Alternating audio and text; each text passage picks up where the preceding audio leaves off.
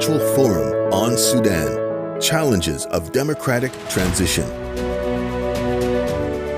Featuring His Excellency Abdallah Hamdok, Prime Minister of Sudan, Honorable Nureldin Sati, Ambassador to USA, the Honorable Tariq H. Abu Salih, Ambassador to Canada, U.S. Congresswoman Karen Bass, Chair of the House Subcommittee on Africa, Congressman Gregory Meeks, Chair of the House Foreign Affairs Committee, Susan Namulindwa, Executive Director, Africa Trade Desk, and VP, Canada, Africa Chamber of Business, General William Kip Ward, Retired Army General Officer, Inaugural U.S. AFRICOM Commander, Dr. Suma Mohammed, Professor of Cancer Biology, Dr. Runoko Rashidi, Scholar, Historian, Author, Lecturer, Janine B. Scott, Founder and Principal of America to Africa Consulting, LLC, Moderator, Melvin P. Foote, President, Constituency for Africa.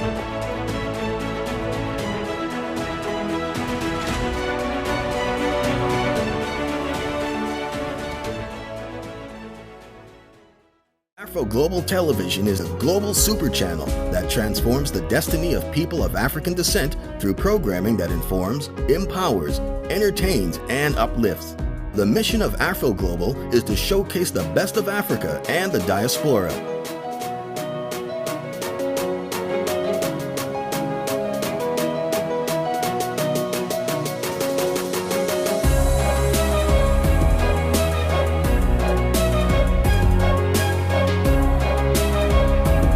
Watch Afro Global Television on Rogers Cable, Bell 5, TELUS, and Eastlink.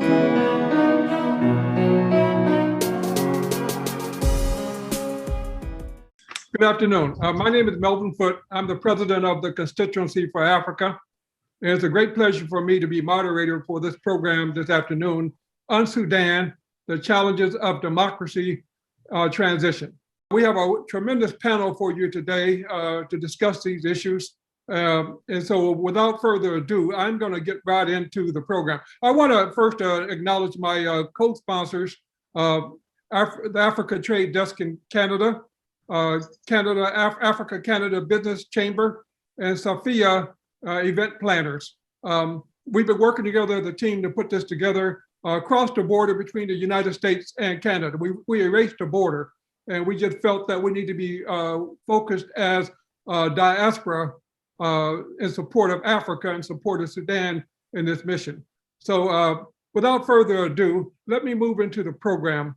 We're going to start out by hearing from the Prime Minister of Sudan, His Excellency Abdallah Hamdok. Excellencies, ladies and gentlemen, I would like to express my thanks and appreciation to the Constituency for Africa and Afro Global for organizing this important event on Sudan.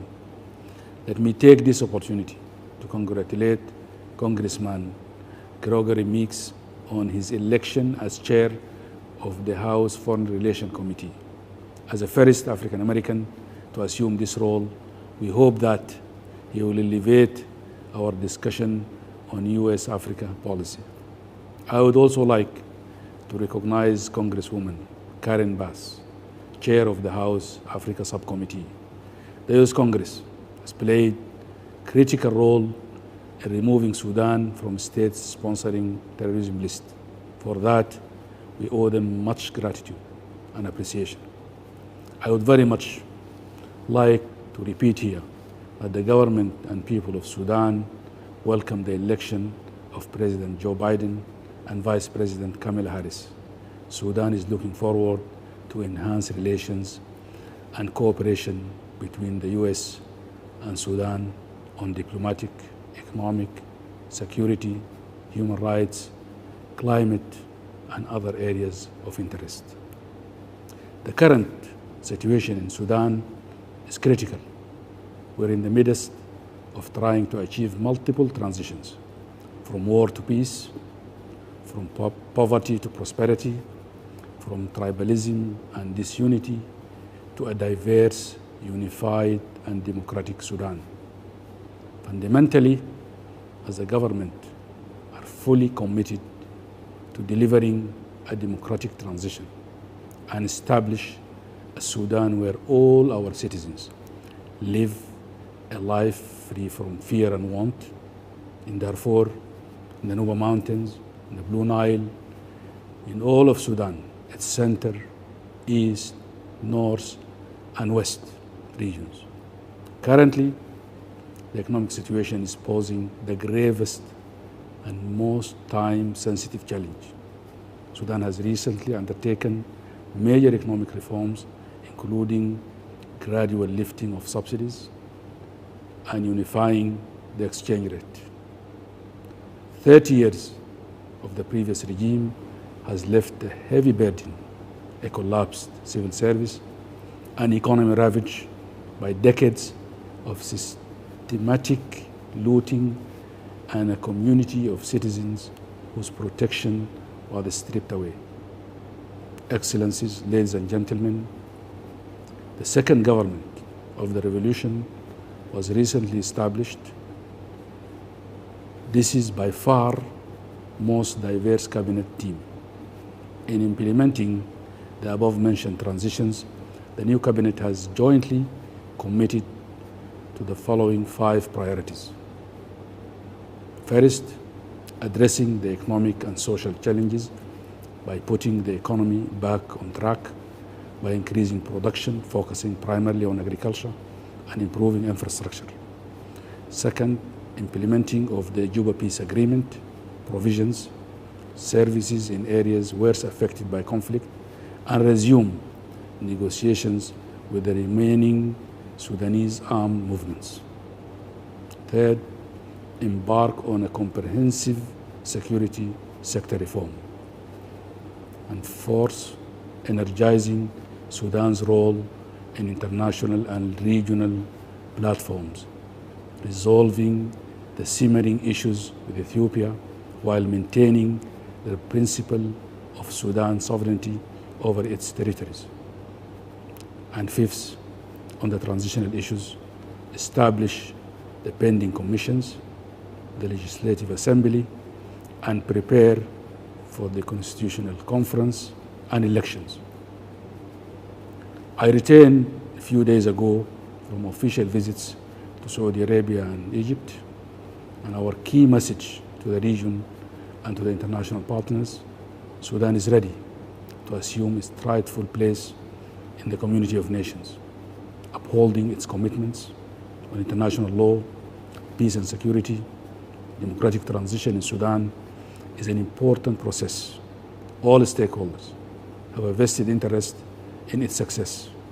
A prosperous, peaceful, and democratic Sudan is the best possible neighbor and partner. To that end, Sudan is committed to building strategic partnerships, investing in regional and international cooperation, and committing to joint ventures that promote peace and prosperity in the Nile Basin, in the Red Sea, in the Horn of Africa, and in Africa at large. Our current chairmanship of IGAD is an embodiment of this new spirit. Taking the above into account, Sudan is appreciative of the USA engagement to date in supporting debt relief, investment in agriculture, energy, mining, technology, and other critical sectors, and call for the U.S. support for the full normalization of Sudan relations with the international financial institutions. We look forward to the USA's continued support and strong showing in the upcoming Paris conference. We recognize and thank the USA and other partners who have supported us to date, but much more needs to be done. Priority remains economic support.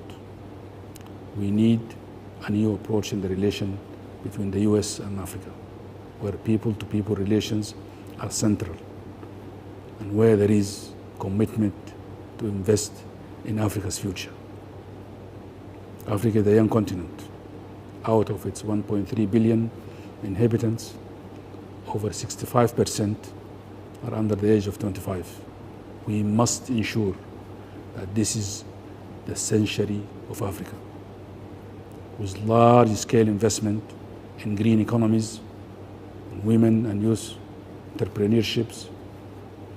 In this regard, I would like to call for the consolidation of Africa Growth Opportunity Act, AGOA, Prosper Africa, and Power Africa projects, as well as the U.S. support to African Continental Free Trade Area. Sudan is looking forward to fully engaging, including in our role as the chair of IGAD, in reinforcing relations between Africa and the USA. We look forward to continuing our dialogue and people-to-people engagement, including the relations with the African American, Afro-American, and African diaspora communities. To Melvin and Nuruddin, thank you very much for making this happen. Wishing you all the success in this event, which I hope makes the beginning of a new era of cooperation and collaboration on USA-Africa policy in general, and Sudan and on Sudan. I thank you for your kind attention. Oh, that was great. You know, I was in Sudan in 2001, and a wonderful country with tremendous historical significance. One thing I can say about the Sudanese, though, they must be the nicest people in the world. Everywhere you go, you really get hospitality, you really get dignity, the people are very calm.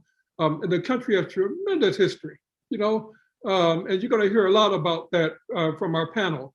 You're going to hear about, we have the ambassadors from Sudan to the United States, and also the ambassador of Sudan to Canada, who are going to drill down on what the Prime Minister had to say. Gregory Meeks was going to try to make it, but he just became the chair of the House Foreign Affairs Committee. And so, you know, he's realizing now that he has the whole world he got to deal with. But Congresswoman Bass is going to represent his remarks.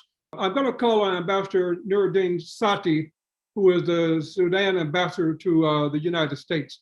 I was one of the first ones to meet him when he came to Washington last summer, and we had a chat. I really, you know, and we talk almost every other day. We have a chat, and I'm very impressed with his knowledge about what's going on and how we as Americans and Canadians and Canadians, how we can best help Sudan. So you will drill down on what the Prime Minister had to offer. So Ambassador Sati, the floor is yours. Thank you very much, Mel. Thank you.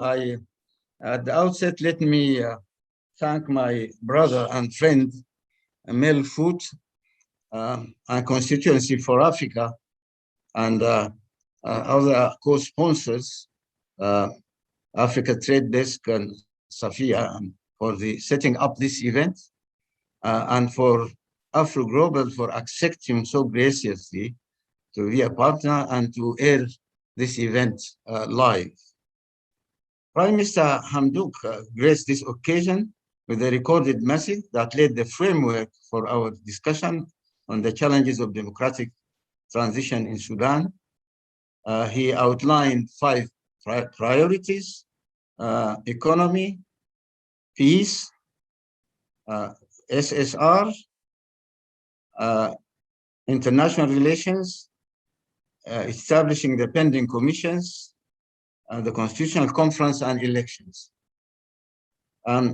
Let me say now how gratified I am by the participation of Honorable Congressman Karim Bass, Chair of the House Subgroup of Africa, and I'm sure that shortly we'll be able to listen to her presentation, for having taken from her busy time to take part in this event. Our thanks also go to the distinguished speakers who are equally taking part in the event. Last but not least, my friend and colleague, Ambassador Tariq Abu Saleh, with whom my embassy and his are co-organizing this event that brings together the African diasporas from Canada and the United States. When I first smelled food, was introduced to me actually by our common friend, Dr. Tayyib Mustafa, the one who was my former colleague at UNESCO and former president of the Future University of Khartoum. We agreed that Sudan, having come out of 30 years of exclusion from the international community, needed to rebrand itself, and present itself to the African diaspora under a new light, well, actually to the world at large. For many decades, as we all know, Sudan has had a somewhat, I would say, uncertain relationship with Africa and needs to better explain itself and what it stands for the African diasporas in America, and to re-knit the ties and rebuild bridges with them.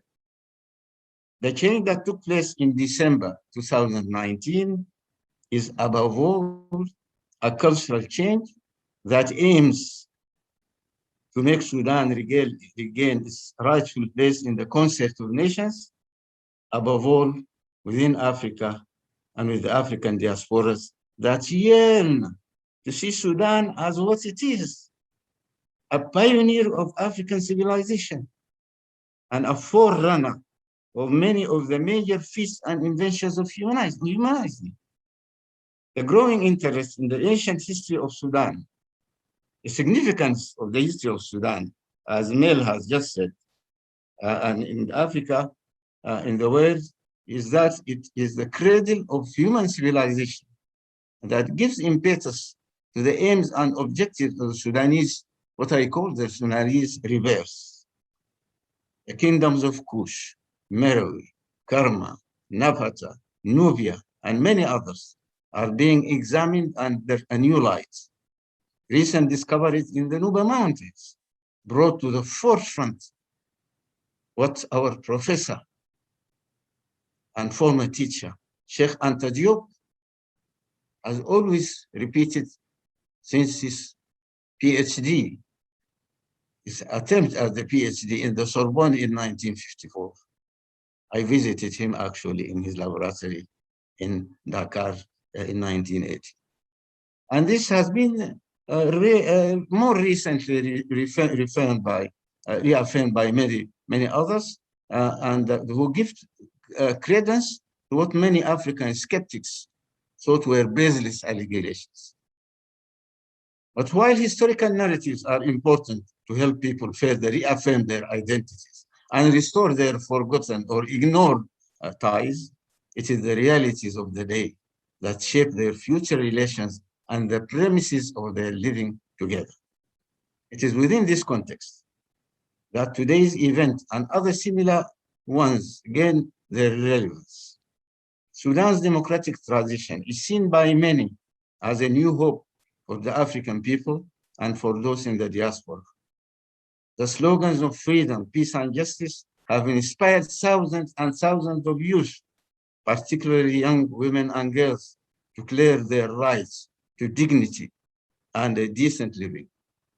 But the challenges that lie ahead remind us of the pitfalls of the past, but also open before us wider opportunities that await to be seized. The Prime Minister has said it.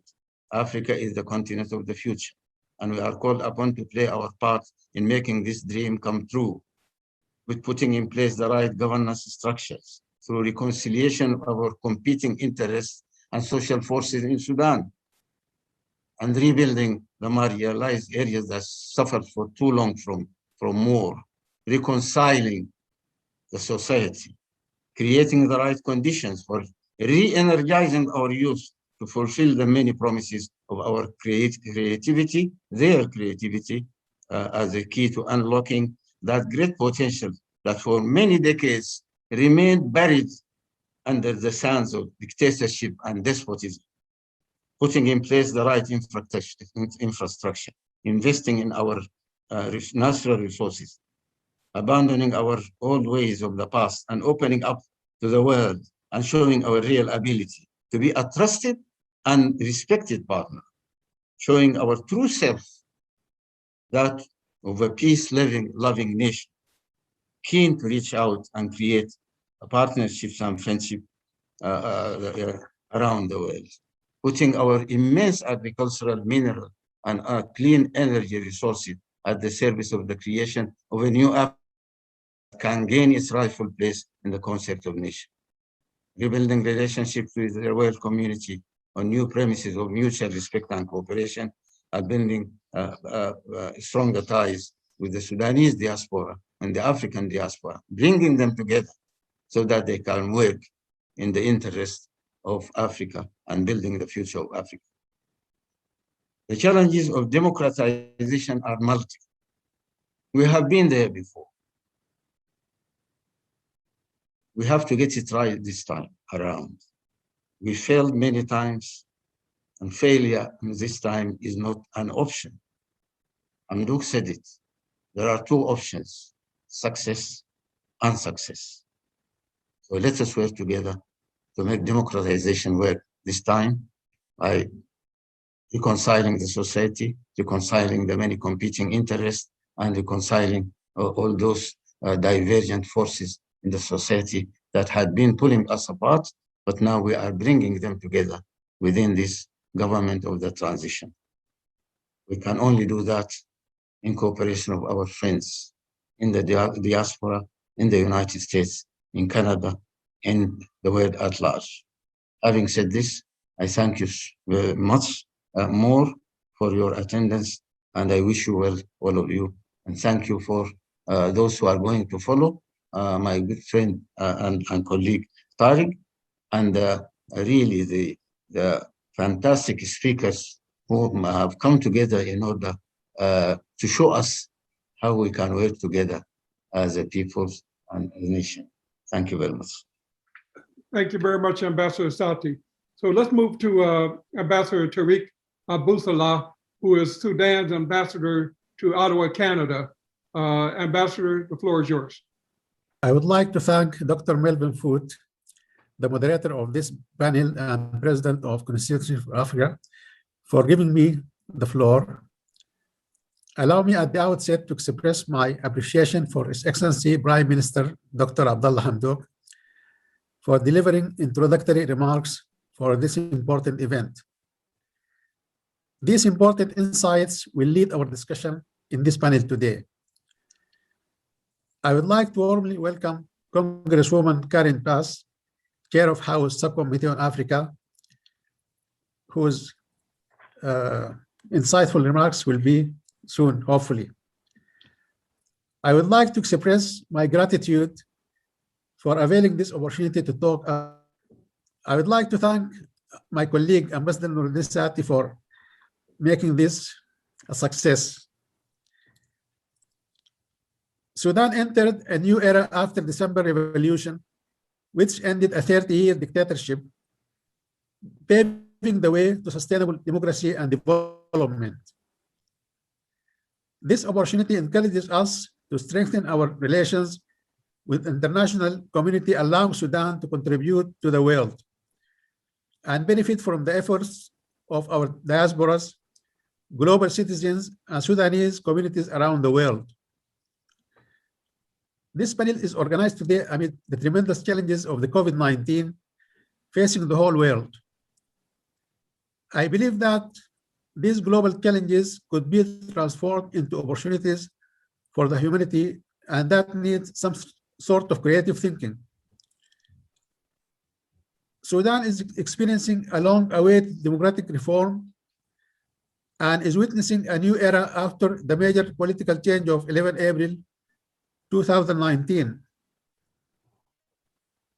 The people of Sudan, comprising various ethnic, cultural, and religious groups, are working tediously towards building a modern and democratic state with free market and solid social institutions that will ensure its return to the international arena and put back as an active, respected member of the international community. Sudan needs to rebuild its economy that has been devastated by 3 decades of mismanagement and corruption. Now, after the US sanctions had been lifted and the name of Sudan had been removed from the US list of states sponsoring terrorism, avenues for economic cooperation are enormous. The latest US administration move to delist Sudan from the SST will allow Sudan to restore international banking links, which would provide and therefore contribute to supporting development and economic projects in Sudan. When we talk about democracy, we need to shed some light on history of democracy in Sudan. I would like to give a short account of history of transitions to democracy in Sudan. Those that fail to learn from history are doomed to repeat it. To designate the roadmap that will lead to the success of the transition period in Sudan, we must review briefly past experiences of transitional periods that followed the fall of dictatorships in Sudan, and the lessons that can be drawn from these experiences. The first transitional period followed the November 17 revolution rule, the regime of Lieutenant General Ibrahim Aboud. This period lasted for 1 year, followed by a democratic period that lasted for 4 years, which ended with the coup of May 25, 1969, which its regime lasted for 16 years. The forefronts of the political scene at that time were the National Front for Professionals, what we call Jabhat al-Hayat, political parties, and students. The general features of that transitional period were between modernity and tradition.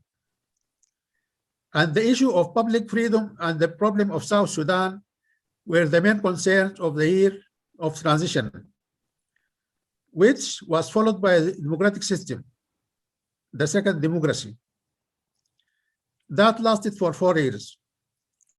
Then came the second transitional period after the April 6, 1985 uprising, following the fall of Jafar Nimeri or May regime. And that period lasted for 1 year as well. Then it was followed by a democratic system, the third democracy. That lasted 3 years. Those who came to the fore in the political scene were the National Alliance, trade unions, and the student unions. The interest of transitional period were removing all the signage of May regime, addressing the problem of Southern Sudan, and promotion of public freedom. Now we are at the third transitional period in our modern history.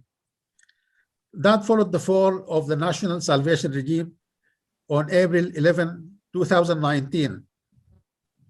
After 4 months of protests that began in December 2018. The forefronts of the political scene are the Sudanese Professionals Association, the Declaration of the Forces of Freedom and Change, and the forces of the civil society. And after Juba Peace Agreement, we have the and the tracks of the North, East, and the Middle Sudan. The priorities of the transitional period are dismantling the June 30 regime and achieving the slogans raised by the revolution: freedom, peace, and justice. The challenges ahead for the transitional period could be summed up in: first, completing Juba Peace Agreement with the armed movement in Darfur, South Kordofan, and the Blue Nile by reaching a deal with Sudan People Liberation Movement north of Abdelaziz Al-Helu and Sudan Liberation Movement of Abdelwahid Mohammed Noor. Secondly, creating one national army by restructuring the Sudanese armed forces through accommodating the forces of the movement of Darfur South Kordofan, and Blue Nile regions as per Juba peace agreement.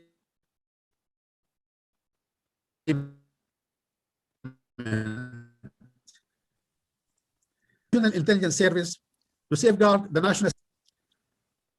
Fourthly, reviving the economy and ensure its stabilization. 5, ensuring proper representation of women in the new governance structures.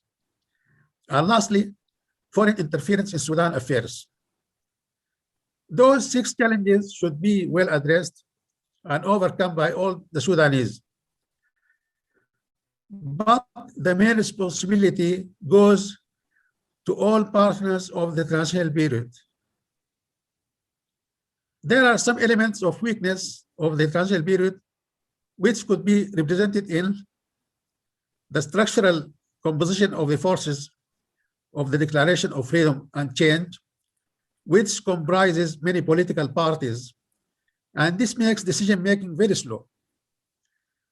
The fragile economic situation and the slowness of feeding the economy with foreign grants. The transition to an economy that depends on the activation of production in monetary goods. Although there are weaknesses for the transitional period, there are elements of strengths, the most important of which is the high level of political awareness that characterized most parts of Sudan with all its age groups. Democratic transition priorities such as comprehensive peace, the election law, and the establishment of the National Elections Commission can be an additional force and impetus for the transitional period. Guarantees of completing the transitional period in Sudan and reaching its goal depend on 3 main factors: building trust between all partners of the transitional period, especially the civilians and the military, the conviction of the political elite of the failure of previous democratic governments' experiences, and their commitment to protecting democratic transition. The importance of setting an institutional framework for all the active political forces during the transitional period without excluding any of these forces, so that everyone feels that he is a partner in the democratic transition process. There are opportunities for the success of the democratic transition. There are paths of hope, and to reach that goal, there must be a political consensus that leads to overcoming dualities and ideological loads and backgrounds that do not contribute to solving the country's chronic issues of health, poverty, and ignorance. In addition, new mechanisms should be devised to enhance national unity and agreement on major national issues by opening up to all segments of Sudanese society and its major components away from ideological political projections. To engage in developing strategies and public policies that achieve the goals of the revolution and ensure the transition to a solid and stable democratic system. Likewise, the constitutional and legal structure of the state must be reformulated on the democratic foundations to establish a stable democratic civil government in Sudan.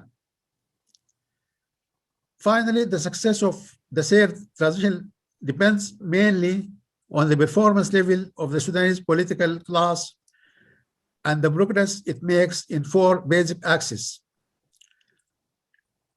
availing good political climate, strengthening the national unity, reforming the state's constitutional and legal structure based on democratic values, and institutional strengthening of all government institutions, which will ensure the efficiency of state's executive performance. Canada and the United States of America together could play a vital role to help Sudan make a successful political transition by supporting the economy through motivating their companies to go into strategic partnership with Sudan. Also, tripartite investment among Sudan, the Gulf countries, Canada, and the USA could help reviving fast Sudan economy.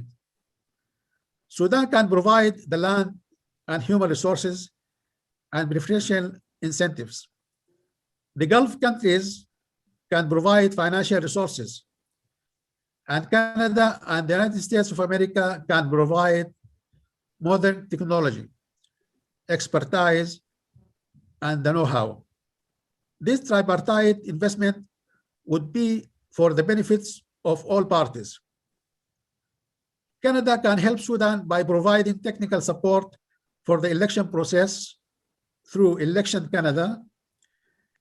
It can support to promote political participation and processes that enable free, fair, and credible elections. It can also assist in women empowerment to allow them to participate at all levels of the government and political life. In addition to that, the Forum of Federation in Canada can organize workshops for federalism and other issues. Other Canadian organizations like the Global Center for Pluralism can assist by providing programs to reinforce governance processes and sustain the independence of institutions and enhance the rule of law and promote human rights. With its vibrant civil society, plural political environment, and new social forces, Sudan has a unique opportunity to embrace democratic transition and equal citizenship. If this opening is wasted, the country could be plunged into further chaos or revert to military dictatorship. Since independence in 1956, Sudan lived 52 years under military regimes and dictatorship, and only 13 years in democratic rule.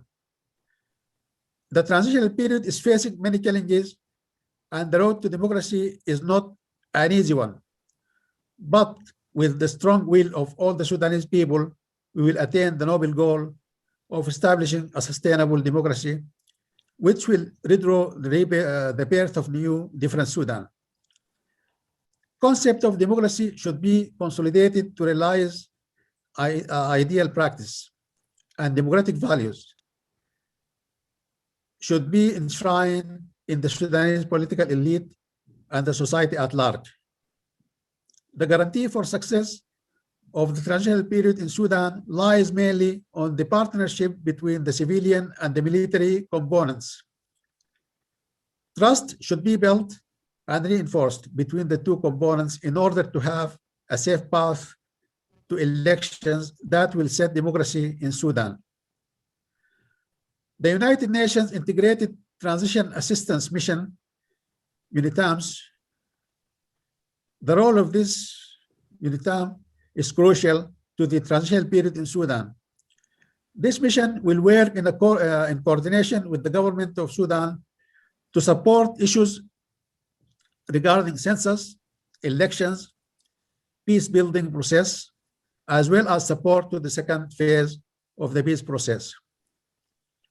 A final word to conclude with: Sudan for all, and to realize our dream for democracy, national agenda should supersede narrow personal political agenda. And this is the password for establishing a real and long-lasting democracy. Thanks a lot. Thank you, Ambassador. You guys have put a lot of stuff out on the table, and the questions are coming in fast and furious. First, Ambassador Sati and Ambassador Busala, I heard a great deal of good information about where Sudan is and the challenges and opportunities. But for all of us who follow Sudan, we know there's a lot of issues out there. Some of those issues are domestic, internal, and some of those are external. you know, the security of the country is first and foremost. And anytime that you try to change a government, you know, it's not easy there and it's not easy here, you know, so it's not like we have the answer. But one question I have for you, I'm hearing a lot about your neighbors. I'm hearing about Ethiopia and the conflict on the border. I'm hearing about the Gerd Dam. I'm hearing about Egypt. I'm hearing about China and Russia interest in Sudan. What do you say about the Sudan policy for its region? I want you also to speak to the fact that one of the things that my former president, Donald Trump, did in Africa that I think was right, he moved Sudan to the point of eliminating the state sponsor of terrorism designation and put Sudan on a path toward rejoining the global community. But part of that recognition was the fact that you had to sign a peace deal with Israel that I don't think was vetted by the Sudanese people, and it certainly was not vetted by your Arab neighbors, the PLO and others, which may cause a problem in the future. Can you speak to that? You know, politics is about tough decisions, and it's about hard choices, and it's about balancing, as I have saying earlier, competing agenda, competing interests. Sudan finds itself geopolitically in a situation where it has to reconcile many of those competing agenda and many of these competing interests. We have come out of a period where our choices were limited, where we have always opted and made, to my mind and to that of the Sudanese people, the wrong decisions about in our internal policy, in our regional policy, and in our international policy. Now, the time has come for us to behave in a manner that will preserve Sudan's interests. And the transitional government has made this as its primary motto, I would say. Sudan first, and the interests of Sudan will be served. Concerning our regional relations, Sudan is chair of IGAD, and the chairmanship has been given to IGAD as a token of trust of our neighbors and our friends and brothers and sisters in the region, because they have seen that Sudan has come a long way now, and Sudan is now on a completely different path.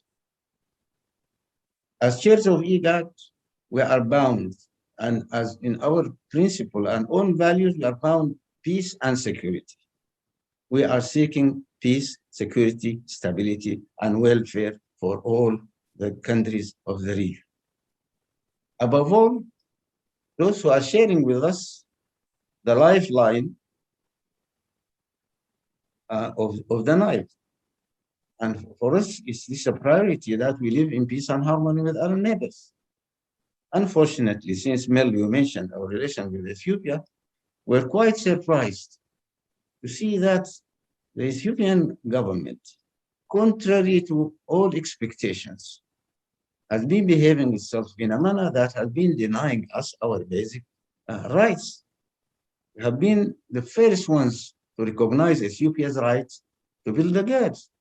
We have even contributed funds with $10 million. It's a small, for Sudan, it's a lot of money, but we contributed that money in order to help Ethiopia to build the gate. But unfortunately, how have we been paid back? First, the rejection, the denial of the DOP that have been signed in Washington in 2015, and then refusal to come to terms with Sudan and Egypt on how the gate is going to be managed and going to be run, and to share information with us as to the filling of the dam, which is contrary to all recognized practices and spirits and letters of international law. That's all. We are not asking miracles. We are just asking our rights. Let Ethiopia agree to signing a binding legal agreement for all that would preserve the interest of all of us. and then we can talk. If that does not happen, I'm sure, the region will be thrown in turmoil, unfortunately, and this is what's happening now. And we have the border issue also. Ethiopia has always recognized the sovereignty of Sudan on the area of the triangle of Fashaga, and all of a sudden they are saying no, they don't recognize that way. And now we have regained our full control over our territory, and we are ready to talk. Today, if Ethiopia accepts to talk today, we are ready to talk. And they are not ready to do that. We have accepted regional mediations. Ethiopia is not accepting regional mediations, to show you. We have now a new international policy in which we have recognized that we have to normalize with the international community, and we are recognizing, normalizing with the US above all, and the US has now realized the importance of removing Sudan, as you rightly said, from the list of countries harboring terrorism. And this is great news for us, because it was a stigma. It was a stigma for the Sudanese people. And all Sudanese have suffered. Those who are inside, those who are outside of this stigma. So now it's removed. And now with this, new situation, we are now building relations so as to see how we can benefit from it from an economic and financial point of view, but also from a moral point of view. We are rehabilitated, fully rehabilitated as a nation and we are building. We have values. We have values that we share with the regional international community. Those values are those of freedom, those of justice, those of democracy, and those of human rights. Whoever shares those values, we can deal with whoever shares those values, wherever that comes from. And this is the new choice that we are having concerning the relation with Israel. Our Prime Minister has said it. We have opened the door for relations with Israel. We have signed in principle a document about the Abraham Accord, but we are not yet there. We are opening the door. We are yet to enter fully into that door. And the Prime Minister said it. He said we are waiting for the Constitutional Assembly to be put in place, then that decision will be taken. But our message is very clear. We are for peace and security and stability for all in that region. We adhere fully to the rights, the full lawful rights of the Palestinian people. But also we think that we can help the Palestinian people by putting in place a new system where all rights are recognized by all, and where there is an environment of peace and security for Palestinian people and Palestine, supported by the new administration in Washington. Thank you very much. Ambassador Busso? Yeah, can you repeat the question, please? The question had to do with the foreign policy of the new Sudan. I'm hearing about the border conflict with Ethiopia. I'm hearing about the conflict over the Gerd Dam. I'm hearing that Sudan has signed a peace accord with Israel without the consultation of the neighboring countries and the PLO and your neighbors. That was the essence of the question. Yeah, thanks a lot. I think my colleague, Ambassador Dr. Nuruddin Sati, had replied to most of these points, but I would like to say that Sudan is now formulating a new foreign policy towards all the world, all the regions, with some priorities. And I agree with all my colleague Nuruddin had said. Yeah, I think I haven't nothing to add because he covered all the areas. Yeah. Okay. And I understand that the foreign minister of the new Sudan is a woman. Am I correct on that? Yes. Yes, she is. Yes. Dr. Mariam Al-Sadiq Al-Mahdi. Okay, great. I think the women are clearly rising in Africa. And I personally think that that's a good thing. It is, yeah. Congratulations. Indeed. I believe we're ready for the video with Congresswoman Bass. So Yati, can you start the video. Well, let me thank my good friend Mel and the Constituency for Africa for hosting this event on Sudan's challenges of transitioning to a democracy and having me say a few words. I always appreciate you including me. It's great to be a part of this event, especially with the Prime Minister and the Ambassador, General William Ward, the first commander of AFRICOM, and all the other panelists. Prime Minister Hamdok, I hope to visit Sudan once again when we are able to travel safely.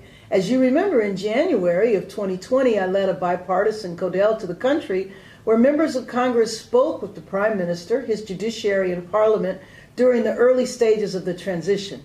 We also spoke with civil society and young women on the changes needed to be made and who needed to be involved if the transition was going to be sustainable and help improve relations with the United States.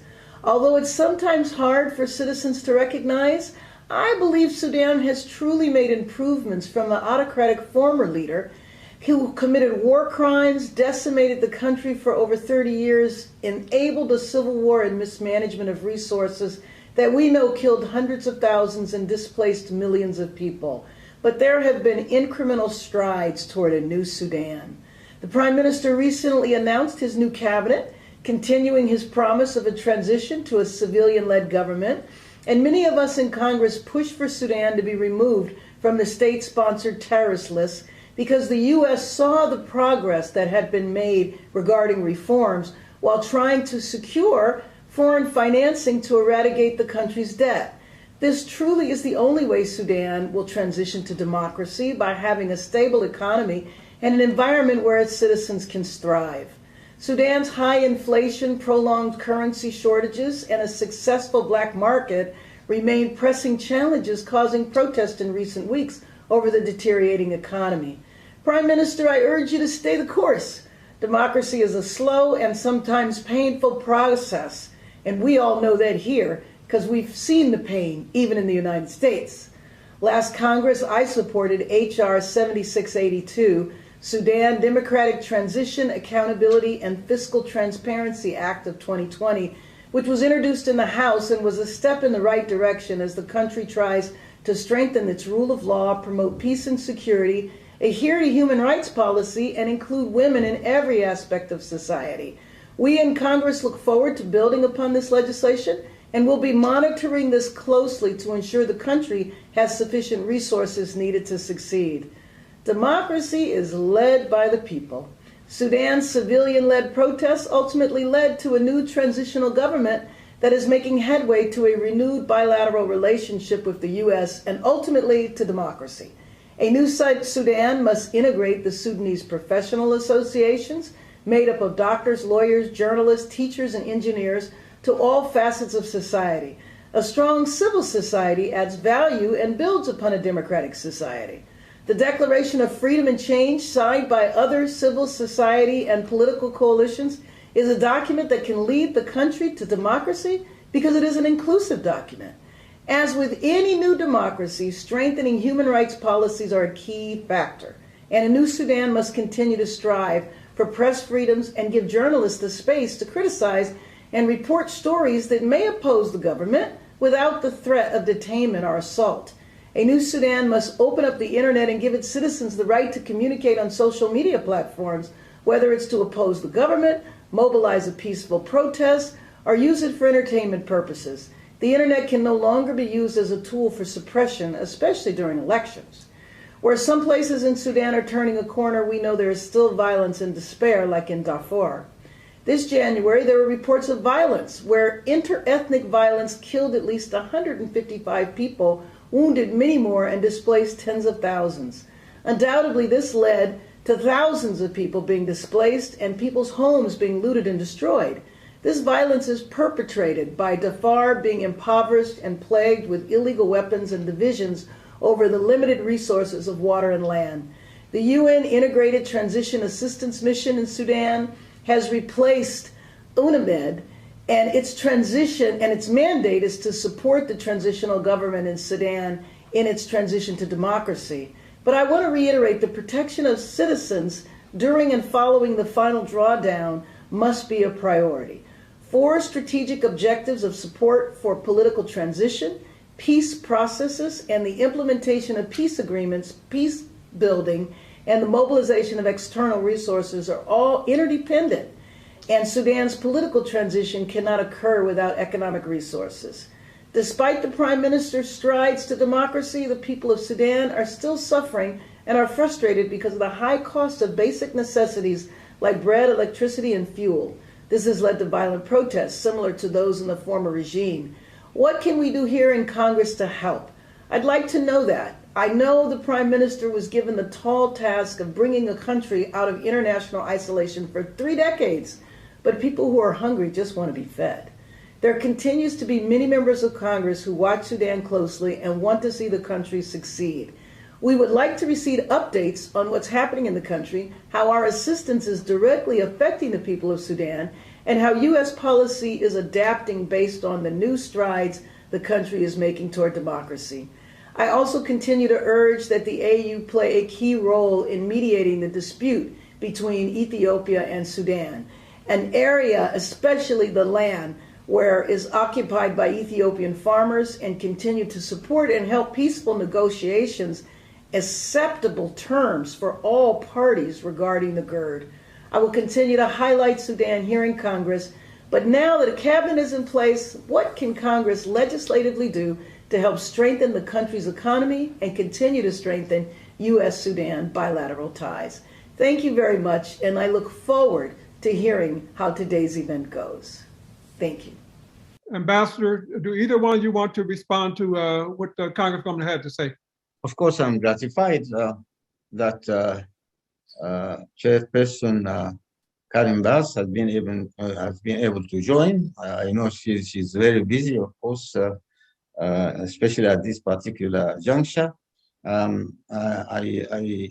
am very happy that she has the intention of returning Sudan and mentioning the visit that she had in January of 2020 and the good relation that's establishing with it. The interest that Congress is taking in Sudan and the support that we have had in Sudan, particularly passing HR 7682 last December.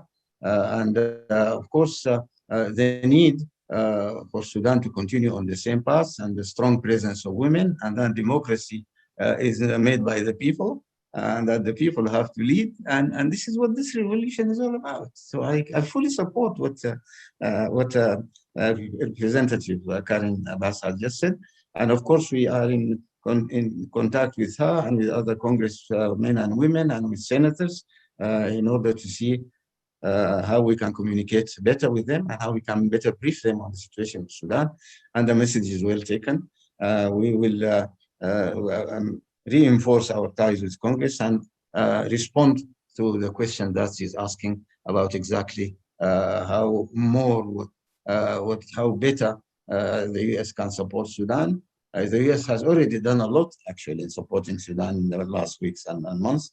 But of course, we remain engaged with them to see how we can work better together and provide the necessary information which is needed by Congress in order to help us. Thank you very much. Ambassador Busala. Yeah, thanks, Mel. Thanks, Congresswoman Karim Bass, for this insightful talk you delivered right now. This message is very clear, and I'm very confident that this message had been conveyed to our government in Sudan. Thanks. Thank you. Okay, we have another question. The question is, we cannot jump into economic and political reform before addressing the deal with the devil, agreement with the corrupt and politically biased military leadership who sat silent while the Sudanese youth were tortured, raped, and killed when they were peacefully protesting adjacent to the military headquarters in Khartoum. This is an open wound that must be addressed before we advance to political and economic change. What is your reaction? I have been working on conflict issues in Africa, the Great Lakes region and East Africa for the last 22 years, just before becoming ambassador to Washington. And I have been working for the UN for 12 years on issues of reconciliation, peace building, peacekeeping. And I have been confronted with those questions in many countries, including Rwanda, including the DRC, including Burundi above all, where there was really a conflict between military and civilians. The tension that exists between peace and stability and the delivery of justice in many situations remains an issue even within the United Nations structure. And I have seen this myself between the political department and the legal department many ways. We recognize that many errors, many crimes have been committed in the past. And some of them might still be committed in some sense. But of course, we're looking at it from the viewpoint of stability and delivery of justice.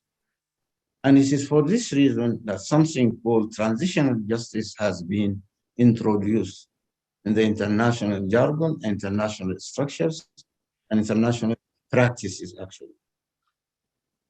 Hopefully very soon, and have been actually assured by the Minister of Justice that the Transitional Justice Commission is being now, the law is coming out very soon.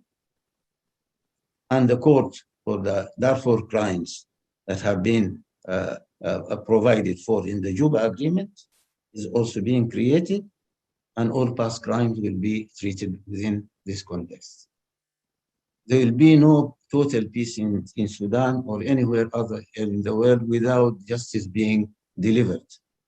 There are some situations where justice has to be balanced also with peace and stability, and to an extent that's what we are doing now in Sudan. I have another question. This has to do with South Sudan.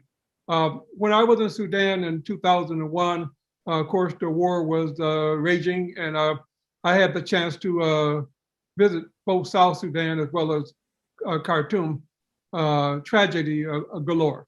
The Sudan government played a real constructive role in allowing the South Sudan to succeed and form its own country, as we all recall. But since that decision, and since the country became independent, the South Sudan has been at war with itself and has been unable really to stabilize.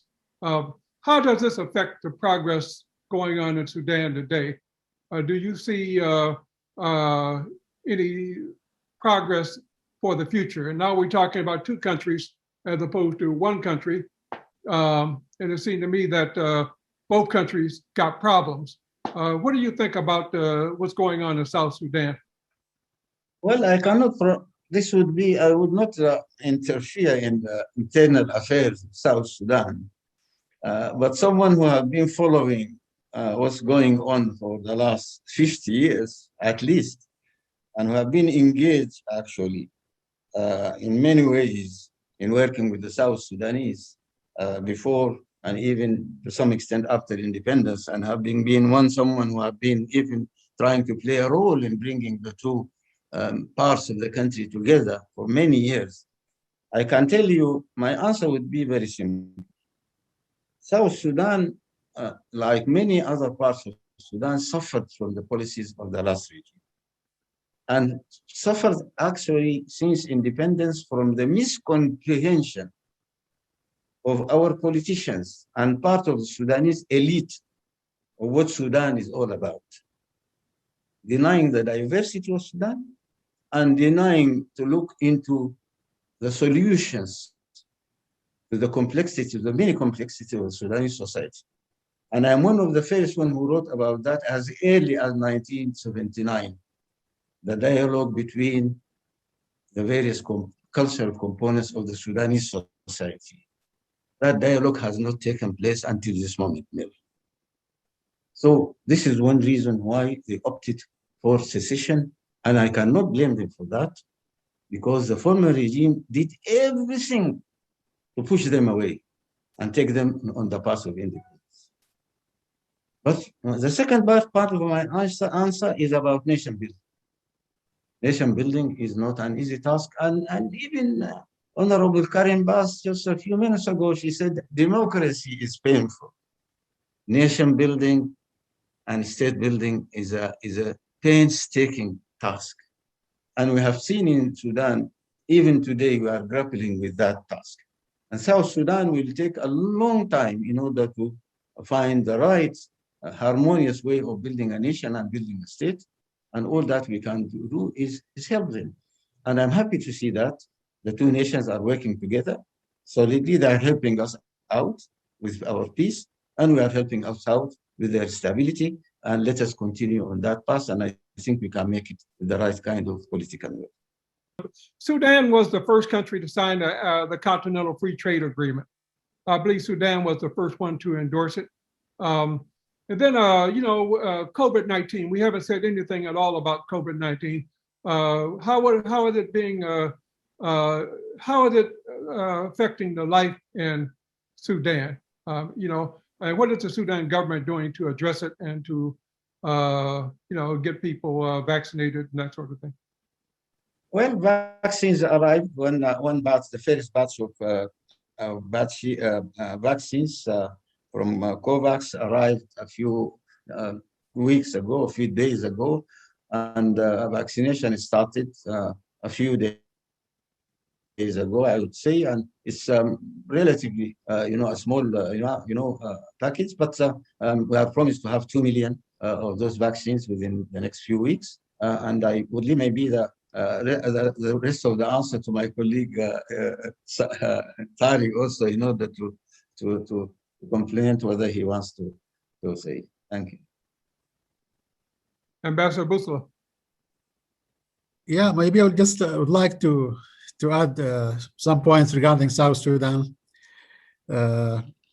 South Sudan, as you know, was part of Sudan till 2011. And there are a lot of commonalities between South and North Sudan, cultural, ethnic, and many other commonalities. As you know, there was a civil war since independence till the conclusion of the Comprehensive Peace Agreement in 2005. And these wars resulted in atrocities and bitterness among our brothers in the South Sudan. But after the secession of South Sudan in 2011, there was, I believe, a good level of confidence between the two parties. As you know, Sudan mediated to reach peace in the South, and our brothers in the South Republic of South Sudan had signed a peace agreement in Khartoum. And also, last October, our brothers in the Republic of South Sudan helped and facilitated the conclusion of Juba Peace Agreement. Thanks a lot. Let's move to our panel, and we're going to have another Q&A at the end. There's so many questions in the chat room that we certainly won't be able to get through all of them, but maybe we can get through some of them. Let's move to our panel. I want to first call on Susan, who's originally from Uganda, but she runs the Africa Trade Desk in Ottawa, and she's a close collaborator of CFA. We have really formed a good partnership over the last year. She just came back from Africa, so she has the smell and of the continent in her nostrils right now. So Susan, why don't we hear from you first? It is exciting to welcome everybody and to see the participation. I'm especially encouraged by the participation of the diaspora. It has been great to hear from the Prime Minister and the ambassadors and the congresswoman. This is a new day in Sudan, and it is exciting to be part of the unveiling. Really, this conversation is an introduction of the new Sudan to the world. And for us at the Africa Trade Desk and CFA, it is really a privilege to be part of this process. Sudan has its own challenges that are unique to Sudan, but some of the challenges are the same as shared with the rest of the countries on the continent. And some of the challenges are shared by the countries of the world. Mel, you have rightly said, we haven't talked about the pandemic, even what role the pandemic will play in this already challenging time for Sudan.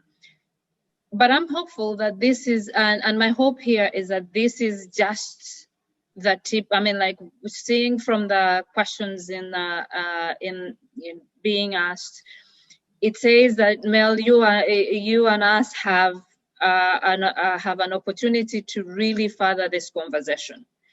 So, and I want to promise the participants that putting questions in the chat that we're going to make sure that the ambassadors get these questions answered, and we will get those answers out to the panelists when we send out the video and all that. We'll make sure that these conversations begin. I want to reiterate that in my view, the people of Sudan want the same thing that the people of Canada, the people of the US want. The mother in Sudan wants to know that her child is fed and her child is healthy and they have a roof over their head. It might be, you know, it might be a different diet. It might not be what my children are asking for here, but it's still the basics of life. So in order for the country to transition democratically, the people have to have the basics. And how do we do that is by ensuring that people have dignity. People should be able to get up in the morning and find decent work and be able to support their families without looking for handouts. So for me, and at the Africa Trade Desk, I see the challenges that have been talked about here. I see the questions in the chat room. I see what the speakers above have already said, and it all boils down to this one simple thing: give people the dignity and the basics of life. Everything else will come. And it is, I mean, democracy, we know, is going to be slow and strategic, but in every challenge lies an opportunity. And for us here, and I'll speak for you, Mel, because I'm, like you said, I just got home, I still got the Africa boldness in me. We are committed to working with you both, honorable ambassadors, to bring this message of the new Sudan to the world. And I'm very encouraged by my diaspora people from Sudan. I see that as we see the registrations coming in, I'm encouraged because the diaspora, we as the diaspora have an onus and a responsibility to shed light on what is happening in our countries, both good and bad, and give that other unbiased voice. So I'll stop here and let us hear from the other panelists. But my commitment with my team at Africa Trade Desk is we are here. Ambassadors, use us. You know, we know where you are, you know where we are. Let us keep this conversation coming and introduce the world to the new Sudan. Thank you, Mel. Thank you, Susan. You know, military and security issues in Sudan is critical, and it's really critical across Africa, I think. We have with us today the General William Kip Ward. General Ward is the former president of Centel Corporation of Alexandria, Virginia. He was an inaugural commander of the United States Africa Command, known as AFRICOM. You know, AFRICOM was always controversial from the beginning because people thought it was a military force to take over Africa, and General Ward has been educating us about security. And the security is not just about military boots on the ground. It's also about healthcare. It's about education. It's about quality of life. So I'm really honored that General Ward would take some time out of his busy schedule to talk about Sudan and to give us his recommendation, his thoughts and recommendations about how Sudan can strengthen its relationship between its military and civilian in the country. So General Ward. Thank you for that introduction, Mel, and to your excellencies and other panel members. I'm pleased to join you this afternoon. I certainly was gratified to hear the comments of His Excellency Prime Minister Hamdok, as well as Congresswoman Bass, what they said, and Excellency, listening to your presentations, updating us on the situation in Sudan was certainly something that I listened to very intently. I'll just say a few things. We have others to hear from, but Mel, thank you for inviting me to participate. And as you pointed out, one of the things that my years of military service made very plain to me, that when it comes to establishing a stable environment, it has to happen not by the force of arms, but by these things that I just heard Madam Namalindwa talk to, because those are truly the forces that will stabilize a society. When it comes to a government and what it does to provide for its people in a stable way, we know that it's so critical. Its institutions and the government itself must be seen as a government and institutions that care first and foremost for the care and well-being of its people, not itself, not there to steal from its people, but to serve its people. It comes to those things that are important with the development of that country, that society, from the economic opportunities to the social structures that exist, so that civil society knows that it has a part to play and its voice is being listened to, so that its people know that the justice system is one that is fair and impartial. All of these things are critically important. When it comes to the security environment, clearly a military that is not seen as oppressing its people, but protecting its people. And if that's not the case, then clearly security sector reform is important. Young people, so that they have what I call a horizon of hope for the future, something that they see for themselves in a meaningful way. And absolutely a very meaningful role for women in all of the institutions of government. Women bring a unique perspective to the future. And that is what is so vitally needed in so many places.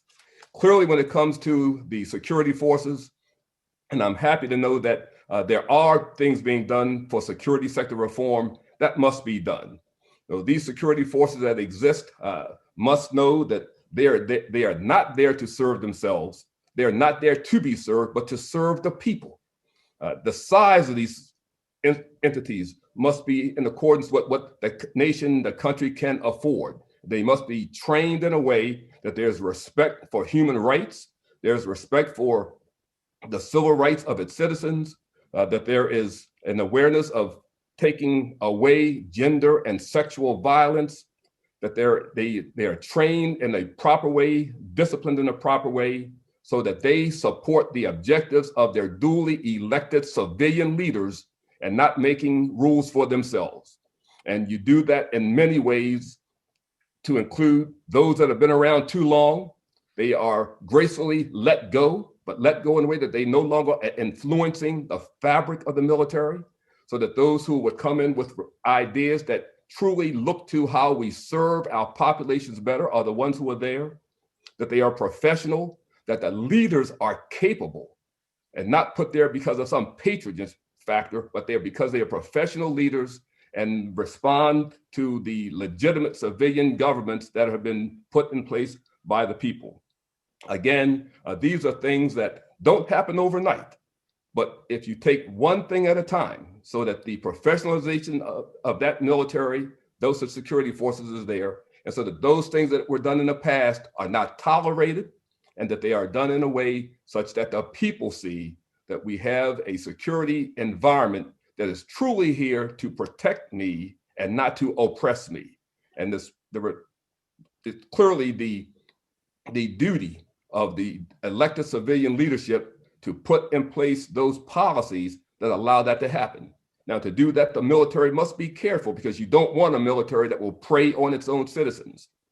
But you don't need a large military to do that. And in today's environment, as you work with your neighbors, I heard the term regionalization, how you cooperate with neighbors so that you don't have a need for large standing forces. And as was pointed out by Mel, when we established AFRICOM, it was about building the capacity of these security forces, but the capacity that was important for them to be protectors of their citizens and their citizen population, and not to do things that would oppress them. And again, we do this in a sustained way over time, through education, through training, and through effective leadership that knows its proper role in a society, and that is to protect its citizens and not to have its citizens serve itself. So I'll stop there for now, but I appreciate the opportunity to make a few words and look forward to the conversation. Thank you. Thank you very much, General. We certainly are going to have you engaged with Sudan going forward. I think there's a lot that you have to offer. Our third panelist, Dr. Suma Mohammed, is a Sudanese American. She earned her DVM, her MS, and her PhD degrees from Khartoum University, Cornell University, and from Purdue University here in the US. She's currently a professor of cancer biology at Purdue Center for Cancer Research and Medicine. Dr. Mohammed was a Walter Cancer Institute Fellow, a research fellow of the American Association of Cancer Research. I met her at a conference up at Harvard University several years ago. And we spent time at the Aorta Conference in Rwanda a few years ago. And she's renowned in terms of her expertise on cancer and other communicable diseases across Africa. So Dr. Mohammed, the floor is yours. Thank you, Mel, for this introduction. And honorable colleague, yes, I want to say that I am a Sudanese American woman, a mother, a grandmother, a wife, and a professor at two prestigious American universities. I was born in poverty and experienced social injustice. My father was a shoemaker. We were very poor. With my 8 siblings, we hardly eat a meal a day. I survived and thrived because of the public education and the international scholarship. I understand the suffering of the Sudanese people. The revolution came, and I hope for a better life for Sudanese people. If the transitional government address the complex challenges, including poor planning, corruption, inequality, insecurity, and injustice. I believe in education and equal opportunity for all. As a scientist whose job is to do research and collect data to solve a problem, I believe in science and data to guide the country's progress. I believe in science that inform public policy. And that said, may I have please the first slide. There is many challenges that the Sudan really face. And one of the challenges is the governance. We know that the first government, the first transitional government was made of technocrats. But however, the way these technocrats and the ministers and the head of the governors or the head of the states, the way we're chosen, it was inadvisable. And these people not chosen on the merit of what scientifically what that job, or the right man, the right woman in the right job. The new government, which is politically based, is just chosen, to please everybody and to compromise. And these ministers, they don't know a lot of what they are heading. They don't know a lot of the complex situation or complex problem of the bleeding Sudan right now. And the other thing that I feel this government is made of political parties that they were part of the Bashir government. So most of this identity, this is not an electable government. This is a transitional government, and it should be made by people who know what they are doing. The second thing is the involvement of the military and militias in the government. I think there is a lot of mistrust between those, between the civilian and the army, and that is really will hamper the progress in the Sudan. And the second challenge I see is the economy. The first transition, I talked about the first transitional government, and then I talked about the current politically based transitional government, which is not suitable to working on the complex problem of Sudan. Most ministers with no experience have no clue what they are doing. The military and militias' continuing involvement in the country's governance is not helping the country move. Is helping the country move forward. Sudan military rule, experience, and aspiration for civilian rule lead to mistrust and conflict with revolutionaries. The second slide, please. The second challenge I personally see is the economy. We really need to encourage innovation in science and technology to solve problems, encourage the use of science-based and evidence-based practices. We need to empower youth and women, have a plan, policy, and incentives, train and support them to become entrepreneurs.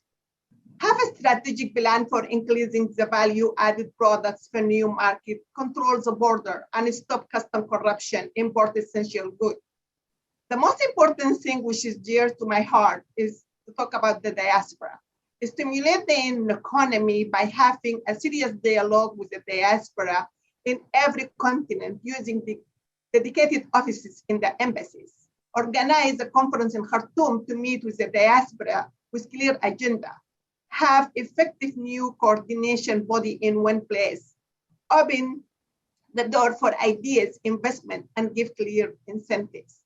This is the two challenges that are I think, most important. There are other challenges, but there is more. These are two important, and I believe for Prime Minister policies or the priorities, the 5 priorities to be completed, I'm not sure the current government can do that. And thank you very much. Thank you very much, Dr. Mohammed. We're now going to go to Dr. Nekmeldon Karmala Gabala, who obtained his PhD in political science and government from the Institute of Political Science and European Studies at the University of Szczecin in Poland. We were recently on a broadcast of the region, and we've become good friends since then. So I'm going to call on Dr. Karmala Gabala. Thank you. Thank you. I would like to thank the Constituency for Africa organization, in particular, Mr. Melvin Forte, for offering me the opportunity to speak or comment about the future of democracy in Sudan and challenges faces. I also thank them for their interest in the issues of Africa and Sudan in particular. And I would like to greet all the speakers and participants. Thank you. Before I lay down the important points about the future of democracy in Sudan, I would like to point out the fact that first, the Sudan people are among the peoples that most desire democracy, and Sudan is one of the most qualified countries to establish a democracy system in the region in Africa. Because we had previous democratic experience, but they were either short or they failed for many reasons, including lack of experience, geopolitical concerns, or other problems. Also, we have long-established party institution or well-established political parties. This is very important for building democracy. For example, here in Europe, we have the government helping too much the political party. They give them the financial support, and also here we expect from the countries like the United States, they can help all these political parties, because this is very, very important for building the democracy. Also, we have a conscious people, the Sudanese people, who brought down Syria dictatorship, and this means, this is very important as well, and this means that the Sudanese people are able to follow and monitor the democratic path in their country. Those are those are very important things before talking about the challenges. Among the challenges that may stand in the way of future of democracy in Sudan, as our Prime Minister mentioned, the economic challenges. But here I would like to add it to that, especially since the previous military regime impoverished the people of Sudan and made it lose confidence in accepting the harsh economic decisions taken by government with the aim of economic reforms. So the people do not like this kind of economic reforms. All the time refuse this. Here in the University of Warsaw, we conduct research. We conduct research about the revolution in Sudan. And the result is 94% of people who we asked them, they said that their economic situation before the revolution is better than now. So I think this is a big economic challenge for the new government in Sudan. The second thing, building peace between the warring faction in Sudan is one of the greatest challenges facing the democracy in Sudan, as it must be just peace for all those parties. Okay. The third thing, the need to integrate all arms in Sudan now, including the rapid support forces, because in our research, many people in Sudan, they think the rapid support forces is responsible for many things has been done. For example, as Melvin mentioned about in the military headquarters, what happened the event there, okay? So these things requires sacrifice and high political and national will from everyone in Sudan. The fourth thing, the important and necessity of continuous support from the international community for the democratic process in Sudan, especially the United Nations institutions, all United Nations institutions, the African Union, as well as the United States and the League of Arab States and other institutions. Also, there is utmost necessity to resolve outstanding issues with other countries, such as the border issues with neighboring Ethiopia, and the necessity that this border dispute between the two countries does not lead to war or wars in the region. Melvin, we talk about this. It could be lead to the war there in this region, and it is not good. And this may handle the democracy path and development in Sudan, as well as development in the inter-region. Also, and the last things, the issue of Ethiopian water dam must be resolved according to the fundamental and international references, so that is not an obstacle to democratic path in Sudan as well. Thank you again, and I will be glad to receive any question or comment about my speech. Thank you. Thank you very much, Dr. Kamala Jabella. Jabella, yeah. Okay, our final speaker is my good friend, Dr. Runoko Rashidi. Dr. Rashidi is an anthropologist and a historian from an African perspective. Now, one of the things that you might find odd about this program, that all of our experts here are people of color. They're all Africans, you know, be it an African from the continent, an African from Sudan, an African from Canada, or African from America. But Dr. Rashidi is an African from the world. And we've been good friends for many years. He is somewhat of a legend among the African populations, really worldwide. He's well known across the world for his research, including his work in Sudan. So I want to ask Dr. Rashidi to share his remarks. Doctor.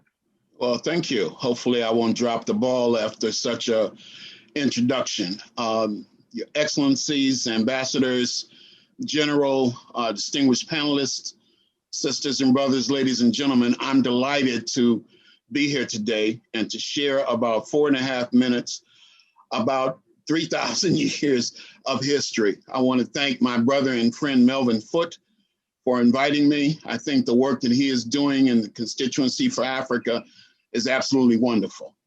So I'm delighted to be here, and I've learned a lot. For once, I don't mind being the last speaker, taking the baton. Hopefully I won't drop it, and picking up the rear. What I want to do is talk about not politics, but the history of Sudan. And this has always been fascinating to me. Nile Valley civilization itself. I've been to Egypt 25 times. I've had several trips to Ethiopia, even Djibouti and Eritrea. I've even been to Juba. But in July 2016, I was able to take the first of 2 African-American and African-Caribbean tour groups to Sudan itself. And I say July 2016 because a lot of people think I was crazy to do that. It was the height of the summer. Even most of the more high-end guest houses were closed. But we wanted to go to Sudan so much. We knew the infrastructure wasn't like Egypt, but we knew that going to Sudan was going to be the trip of a lifetime, because a lot of us believe that Sudanese civilization or Nubian civilization actually predates Egypt itself. And so now I'm going to see if the tech crew can pull up my photographs, and I'm going to show a handful of images. There we go, looking good. Now, I'm only going to show a few, and believe me, I could do this all day long, because here you're talking to a Black man, an African, who loves his history and believes in the words of Malcolm X. Of all our studies, it is history that is most qualified to reward our research. And I want our sisters and brothers in Sudan and other parts of Africa to know that even though we have been in America for hundreds of years, the drums of Africa still beat in our heart, and we love Africa. Now, this image right here takes us to one of the highlights of any tour to Sudan. This is a rock formation called Gebel Barkal, and it's towards, I guess, the north central part. This is it at sunset. You can actually, for those who are fit, can actually climb to the top, and you can see the Nile River from there. And this is, according to some people, this mountain is where the spirit of Amun, the spirit of God, dwells. Let's go to the next photograph. Now, this is a nice one. And this is, we took another group back there. I took another group back there in November 2019. And this is one of the highlights. These are the pyramids near Merowe itself. You have a series of kingdoms. You have one called Taseti, the land of the bow, which precedes Egypt itself, precedes the unification of Upper and Lower Egypt, the beginning of the Pharaonic period. And then you have one called Kerma or Dafufa. And then you have one called Napata, also called Kush, and then Merowe. This one takes us to Merowe. Now, we've talked a little bit about the liberation of women. I love, and I will say it unapologetically, to lift up African women. That's a big deal for me. And I think that African women need to hear that from the voice of a strong African man. And so when we're talking about Merowe in particular, you see women in antiquity who were very prominent. They're called Kandakas. And the Kandakas were the queen mothers. And probably the most illustrious of the Kandakas is a woman named Amani Shiketo, who comes to us about 2,000 years ago, and this is her pyramid. Now, I've been here twice, and the wonderful thing about it is we had it all to ourselves. There were no other tourists. You have this soft, powdery sand. It's like a dream come true. This is the pyramid of the Kandaka, the queen mother, Amani Shiketo. Let's go to the next photo. And then you have these wonderful children. And Brother Mel said it, and I agree. The people of Sudan were so kind, so warm. And these are 2 Nubian children at a set of monuments in the southern part of Sudan, or at least southern part. By that, I mean close to Khartoum. Let's go to the next one. So far, so good. And here's another one. There are more than 250 pyramids in Sudan. There's about half that many in Egypt. So everybody knows about Egypt. We talk about it all the time, but Sudanese history, Nubian history is on a par with Egypt. And I would really like to be able to promote tourism to Sudan. I want to be right in the thick of that. There's so much to see. Next. Here's just a pyramid field. Again, we had it all to ourselves. The only people who were there were the camel drivers trying to get us to ride these camels. We actually pitched tents and slept outside there. And a lot of people think that's crazy. We loved it. The stars were so bright, it looked like you could pick them out of the heavens. Next. Another one of Gebel Barkel, and you can see two of my participants there. We were just so excited. Now, I like to think of myself as the boss on my tours. I have an alpha male complex, and I like to be in charge.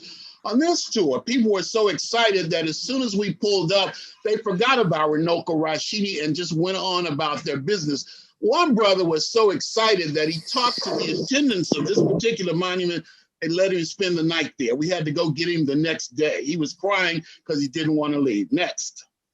And there's Runoko Rashidi himself, legend in his own mind, sitting on a pyramid. Next, and I'll show you, go to the next slide. This is the pyramid. Now, this pyramid belongs to a particular distinguished Sudanese brother, a Nubian named Taharqa. And Taharqa is one of the great kings in the ancient world. He's actually mentioned twice in the Old Testament. He actually led an army to Jerusalem to help defend his Jewish allies against the Assyrians. And so we were actually able to find this pyramid, and I was able to sit on the pyramid. I'll never forget that. Next. And here's Taharqa himself in the form of a sphinx. This takes us to about 2,700 years ago. And this is in the British Museum. The British Museum has a lot of pieces from Sudan. The Germans, particularly in Berlin and Munich, have a lot, but also the Boston Museum of Fine Arts has a lot. And I've developed a good relationship with the curator of the Sudanese and Egyptian collections at the Boston Museum of Fine Arts. Next, I'm almost done. And this is my favorite image of him. You can see it's badly damaged, but I love it anyway. And this is in the Nye Carlsberg Glyptotek Museum in Copenhagen. I put a lot of emphasis on museums in the last 10 years because I think that there are enough artifacts in these museums to, in large measure, reconstruct the entire history of the African world. Next. And I think this is the last one. Now, I mentioned the Boston Museum of Fine Arts, and the curator of the Sudanese and Egyptian collections is a lady I've developed a good relationship with over the last year and a half. Her name is Dr. Rita Freed. And Dr. Freed, I like her because I think she's sensitive to the needs of the African and African-American community. So about a year and a half ago, the Boston Museum of Fine Arts put on a special exhibit on Nubia. And they pulled out pieces that are normally not on display. And this was my favorite. In the center, you have one of these Kandakas, a queen mother. We don't know her name. And on each side of her are the two most important female aspects of God. And so here you have a woman seated in the middle on the throne of power. And this represents to me the majesty of African women. And that's something that I cannot talk about enough. So I want to thank you, Brother Mel, for allowing me a few moments to do my thing.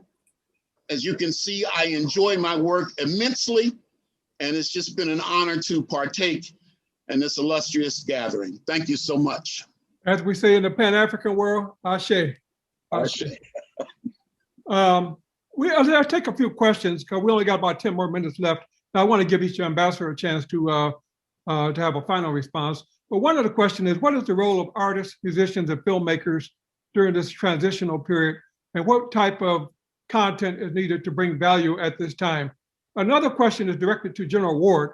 From your military experience and your time at AFRICOM, how do you convince the military component in a hybrid leadership to respect the objectives you talked about, i.e. change and stability will come by constitutional and civil reform only, and not from the barrel of the gun or any stranglehold that they can exert. So if I can, the ambassadors want to respond to the question about culture in this. A lot of times I saw in Uganda where Bobby Wine, who's a singer, rapper, very proud, musician, he sings about it in the spirit of Fela in Nigeria. And boy, that gets on their last nerve when they see a young person putting it in prose. But what is the role of culture in this new transitional government? Culture occupies a prominent place, and now artists of Sudan and filmmakers are coming out gradually from the 30 years of oppression, where even films were not allowed to be filmed, even images were not allowed to be made. In the beginnings, they tried to destroy the statue of the great Taharka.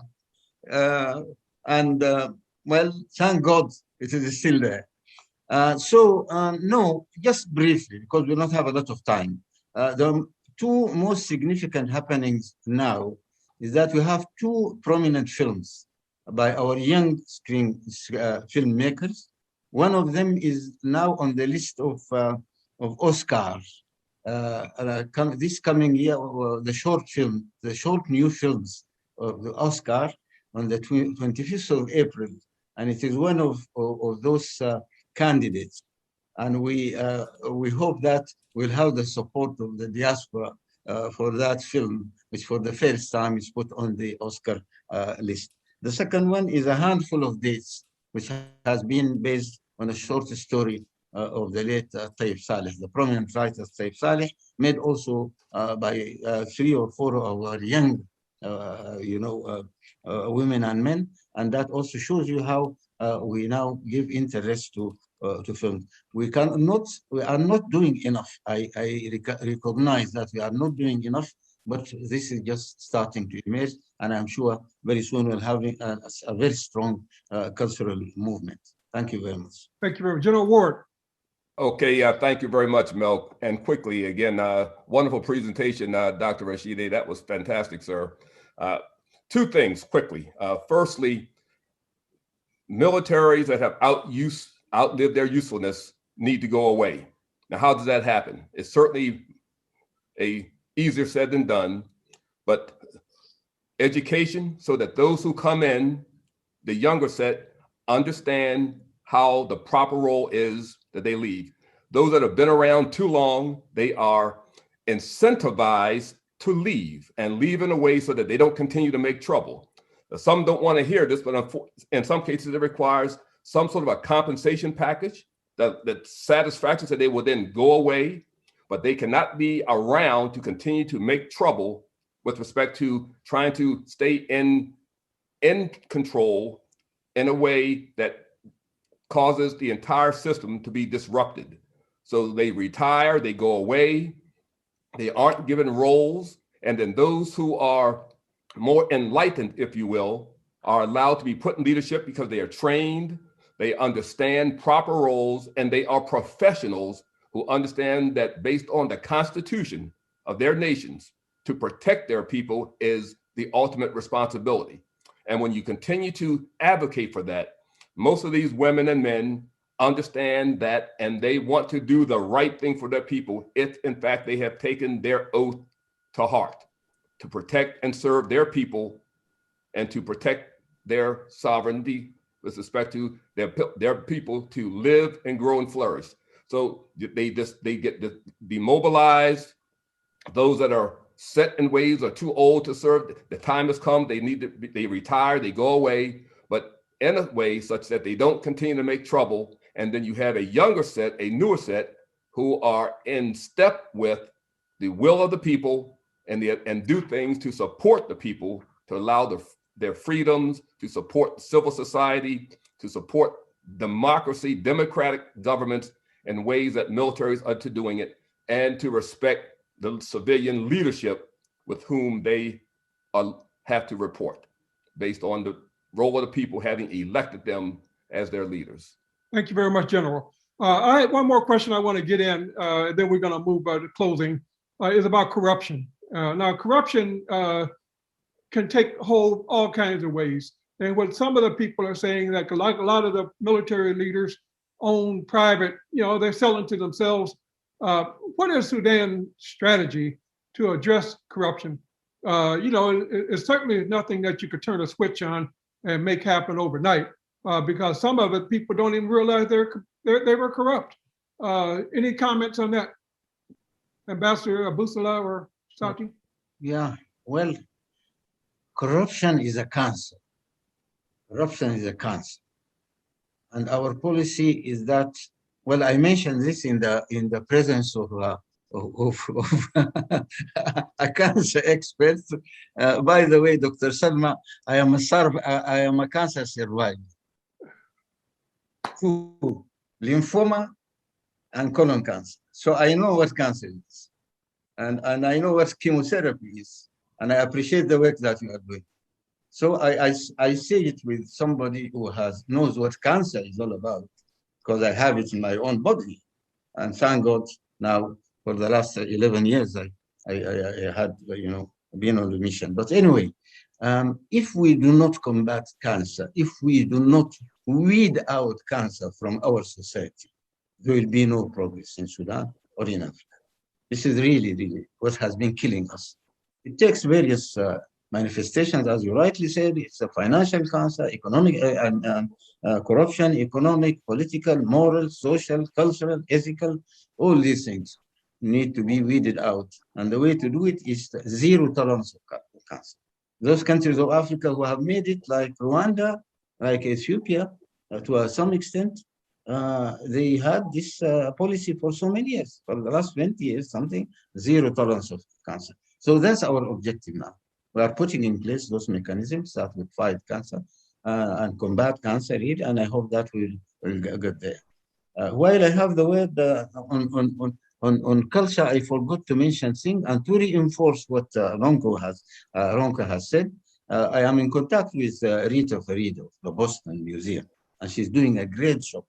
And she has every day she's sending one article of Nubian culture. And this is very interesting. She has been doing it for many years, and I'm waiting for the opportunity to go back to Boston and visit the museum and see what the embassy can do with that, what kind of exhibition we can be working together. And we have some of our friends there supporting us, Professor Abdurrahman and Muhammad Khalifa and others. Thank you very much. Okay, can we're going to have to close, but I want to give both of our ambassadors 1 minute each for a closing remark. Let's go with you, Ambassador Abusala, you first. You got 1 minute. Then I have to call on Janine Scott, who is the chairman of my board. If I don't call on her, you won't see me anymore, So, Ambassador. Thanks a lot, Mel. In fact, we have very great presentations today. The last of which of Dr. Runoko Rashidi, that was of culture in Sudan, and it was a good cultural capsule. Thanks a lot for that. In fact, I would like to thank General William Ward for his very deep insight regarding security. I totally agree with him that creating a stable environment should not be through the force of arms. But we need capacity building in Sudan to ensure that. Security environment is crucial for the success of the transitional period. And in order to promote this environment, it is imperative to enhance the confidence between all the partners of the transitional period, especially the civilians and the military. Thanks a lot. Ambassador Sati, your final remarks. Thank you very much. I've spoken a lot, but I'll be very brief. Thank you very much, Mel, and thank you, your Constituent for Africa, and all the co-sponsors and the speakers, the magnificent speakers who gave us really their insight on Sudan, on Africa, and the world at large. This is well appreciated. We in the Embassy of Sudan, and I'm sure I speak on my behalf of friend and colleague Tariq Abu Saleh also, and all those who are with us, thanking also those who are with us from the various diasporas, from the various parts of the world, for having taken place, being with us here. participated and been listening to this. My message is very simple. Let us stay together. Let us stick together. Let us have more of these interactions so that we can chart the way ahead for Sudan and for Africa and for the African diaspora, for the United States and for America. We are all together. I always say that I am a citizen of the world. And when I am in Africa, I am a citizen of Africa. I work in at least 25 countries of Africa in one way or another. And I think that we believe in the future of Africa, and we have to come together to work together. The cultural aspect is very important, and we need to work on that. And in the embassy, we have our own projects to do that. The issue of security is important. I wrote an article only 2 days ago about the protection of civilians in Darfur general. And I have asked to do it by my colleagues, some of my former colleagues in the ministry who are working on it. And I said, this is an integrative process because I worked on that on Burundi and I worked on Rwanda and elsewhere. It is not the arms that protect you. It's not the arms that protect you. The arms are the last resort. And a politics of arms is doomed to failure. And we have been doing this for too long. Military solutions are never sustainable.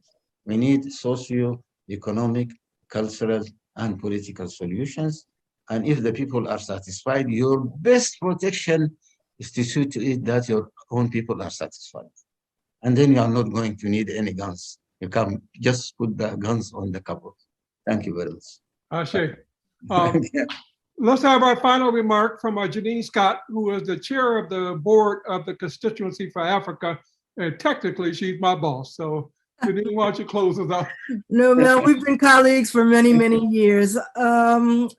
Honestly, on behalf of the Constituency for Africa, I'd like to sincerely first thank Mel, of course, for the hard work that he's put into this, along with our partners, Susan and Patricia, Africa Trade Desk and Africa Global, respectively. Sudan really is, I think, at a new dawn in its development stage. And it's important, I think, for us to put a spotlight on Sudan today as it moves forward as the great country that it is, and it explores ways that it can move into what I see as a new season for it. We've had glimpses today of some of the historical elements from Dr. Runoko, from the human and social elements so eloquently expressed by Susan, the political and aspects as put forward by Dr. Gabella and our esteemed general, and of course, the context that has been provided by both excellencies, our esteemed ambassadors. Your contributions, I think, to this afternoon have really enlightened us, have given us a glimpse into what we should call the new and emerging Sudan. And I think you've heard that we really see a Sudan that wants to rebrand itself and to move forward. It has had a great past, and I think we're moving into a new and a great future for the country. We appreciate everything that you've done. We appreciate the fact that we have had a good audience with us all afternoon, that you've taken time from your schedules. And it's important for us at CFA to actually move, it's as one of our objectives, let me put it that way. It's one of our objectives to make sure that we lift up and we educate those who are in our diaspora and other communities about things that are present, that are moving forward, and that merit our attention, that merit our support, that merit our uplift. We do hope that you've been inspired by the things that you've seen and heard today, and that it really inspires you to want to learn more, to want to go to Sudan for tourism, to look at Sudan as an investment destination, or just to be engaged generally with the country. And we look forward to continuing this discussion with everyone here today. And if you have further questions, of course, we're all here to make sure that we can get you the information that you desire. Mel, thank you. Susan, Patricia, all the panelists, Your Excellencies, thank you. Thank you very much. Let me say this final word. I want to thank Susan and her team who have done all of the back work for this year. They've done a great job. Susan, you might want to say something about, I know it's going to be shown on Afro Global TV, which is a large audience. And you all are going to get copies of the tape. So I'll make sure that happens. But we want this to be widely distributed and something that can be used and shown across the world to help to shine a light on Sudan and to help us move forward to addressing the many challenges that the country faces. And I'm looking forward to going back to Sudan myself.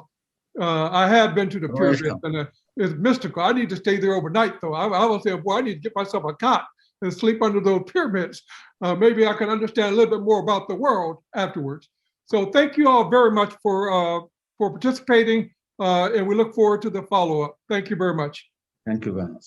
Bye-bye. Thank you. Well appreciated. Thank you. Bye. Bye.